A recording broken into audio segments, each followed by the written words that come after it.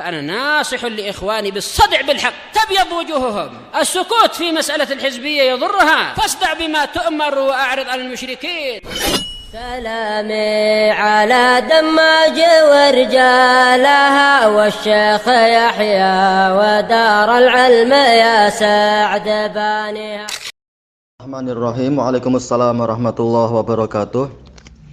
Allah Subhanahu wa taala berfirman, ya ayyuhalladzina amanu dukhulu fis-silmi kaffah wa la tattabi'u khutuwatis syaitan innahu lakum aduwwum mubin.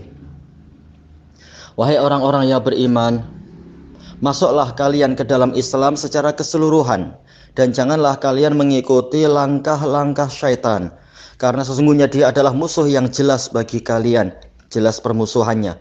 Dijelaskan oleh Imam Ibnu Katsir rahimahullahu ta'ala, makna dari ayat ini, masuk Islam secara keseluruhan adalah yaitu dari segala sisinya. Ini perintah dari Allah dan ini mengisyaratkan memang orang itu beraneka ragam. Ada yang hanya memilih Islam dari sisi akhlak misalkan, istilahnya demikian. Ada yang memilih Islam dari sisi politik saja, menggunakan atas nama Islam. Ada yang memilih Islam dari sisi akidah, yang lain disia-siakan. Ada yang memilih Islam dari sisi mungkin fikihnya, sementara yang lain disia-siakan, dan seterusnya. Maka Allah menyuruh untuk semuanya, ikuti Nabi. Keteladanan Nabi itu semuanya. Tauhid, akidah, akhlak, fikih, manhaj, dan seterusnya. Semuanya dilakukan oleh Nabi karena akhlak beliau adalah Quran. Quran turun bukan hanya membahas masalah sholat, bukan hanya membahas masalah akhlak yang dipahami oleh keumuman manusia. Quran turun bukan hanya sekedar membahas politik, bukan hanya membahas masalah manhaj, tapi semua perkara yang diperlukan oleh umat manusia demi kemaslahatan dunia dan akhirat mereka. Hanya saja ini kembalinya adalah kepada kadar ilmu dan pelaksanaannya. Makanya Rasulullah SAW mengatakan, ana a'lamukum billah wa ana atqakum lah. Aku adalah orang yang paling tahu tentang Allah di antara kalian, dan aku adalah orang yang paling bertakwa kepada Allah di antara kalian. Nah, tatkala Nabi SAW itu paling berilmu, maka jangan heran apabila beliau juga paling sempurna amalannya. Makanya kita lihat orang yang ilmunya kurang, maka amalannya pun menjadi cacat. Ilmunya tentang tauhid benar misalkan, tapi ilmunya tentang fikih kurang, sehingga ada kecacatan di dalam amalan fikihnya.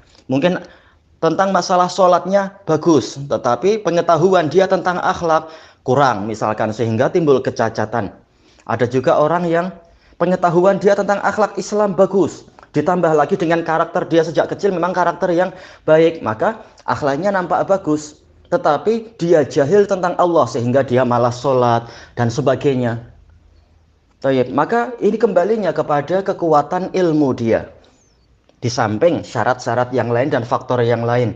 Ada juga yang sudah lama belajar, sudah lama ngaji, tapi ternyata akhlaknya seperti itu juga. Maka ini adalah kejahilan yang ketiga.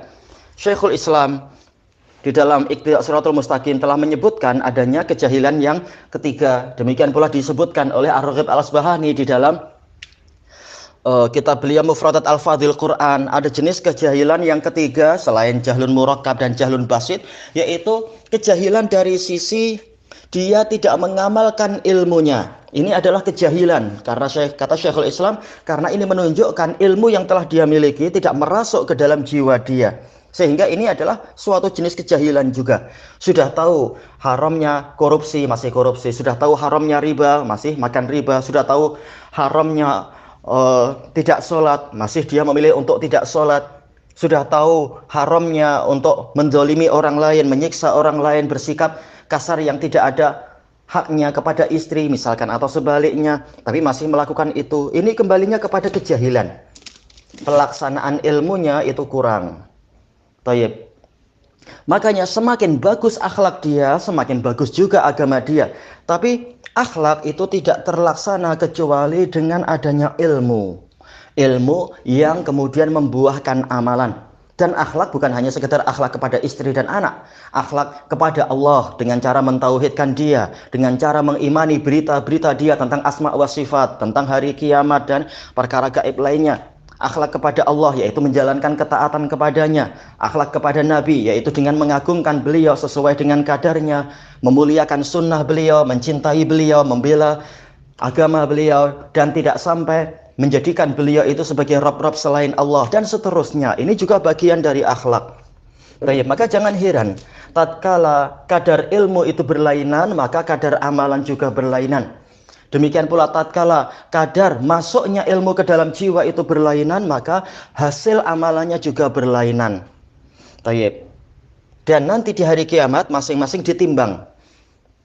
Mana yang dosanya lebih banyak, mana yang kebaikannya lebih banyak, dan sebagainya. Itu ditimbang semuanya. Dan tentunya kadar kezaliman lain-lain. Ada yang hubungan dia dengan Allah cukup baik, tapi dia mendolimi anak istri, atau mendolimi suami, atau orang-orang yang lain, maka ini juga ditimbang, dilihat kadarnya. Dan ini tentunya berbahaya, karena kezaliman itu berbahaya. Wa khasya'atil aswatu lil hayyil qayyum wa anatil wujuhu lil hayyil qayyum wa qad khaba man hamala zulma. Dan pada hari kiamat itu wajah-wajah akan tertunduk kepada zat yang maha hidup lagi maha mengurusi segalanya. Sungguh rugi orang yang memikul kezaliman. Berarti ini menunjukkan bahayanya kezaliman. Walaupun tauhidnya baik, walaupun sholatnya baik, tapi mendolimi orang lain ini bahaya. Boleh jadi muflis, boleh jadi orang yang bangkrut di hari kiamat.